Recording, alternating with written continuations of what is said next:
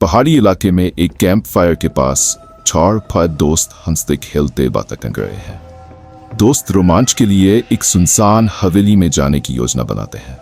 कोहरे से ढकी एक घनी जंगल की सड़क जो एक पुरानी खंडहरनुमा हवेली तक जाती है। गांव वाले हवेली से जुड़ी डरावनी कहानियां सुनाते हैं। हवेली के टूटे फूटे मुख्य दरवाजे पर खड़े दोस्त एक खिड़की में हल्की सी परछाई दिख रही है। दोस्तों के हवेली में प्रवेश करते ही अजीब घटनाएं शुरू हो जाती हैं। हल्की रोशनी में दीवार पर एक परछाई रेंगती हुई और दोस्त उसे देख रहे हैं। उन्हें दीवारों पर कुछ अजीबोगरीब निशान मिलते हैं। एक जोरदार चीख सुनाई देती है और एक दोस्त अचानक गायब हो जाता है। हाथों में टॉर्च लेकर अंधेरे गलियारों में अपने दोस्त को ढूंढते हुए डरे हुए दोस्त। उन्हें अपने दोस्त का एक फटा हुआ कपड़ा मिलता है, एक पुरानी धूल भरी डायरी जो एक छुपे हुए कमरे के कोने में पड़ी है। डायरी से पता चलता है कि यह हवेली एक शाप से ग्रसित है। एक पुरानी डायरी के पन्ने पलटते हुए दोस्त जिन पर खून जैसे लाल धब्बे हैं। डायरी से पता चलता है कि साया हवेली के पुराने मालिक का बदला लेने वाला अंधेरा है जो हर घुसपैठिए को सजा देता है। एक दोस्त अकेले किसी आवाज का पीछा करते हुए और एक कमरे में घुसते ही दरवाजा अपने आप बंद हो जाता है। वह दोस्त गायब हो जाता है और बाकी लोग उसकी चीख सुनते हैं। एक बड़े पुराने शीशे में सभी दोस्तों का डर से भरा हुआ प्रतिबिंब, लेकिन उनके पीछे कोई खड़ा है। शीशे में एक चेतावनी दिखती है, अगर बाहर निकलना है तो साया को शांत करना होगा। एक पुरानी घड़ी अपने आप चलने लगती है और समय की उल्टी गिनती शुरू हो जाती है। हवेली के बड़े हॉल में दीवार पर लटकी घड़ी में उल्टी गिनती दिखाई दे रही है। दोस्तों को समझ आता है कि उन्हें साया को शांत करने के लिए सही समय पर एक खास रिवाज करना होगा। हवेली के नीचे एक रहस्यमयी तहखाने का दरवाजा जिस पर डरावने चिन्ह बने हुए हैं।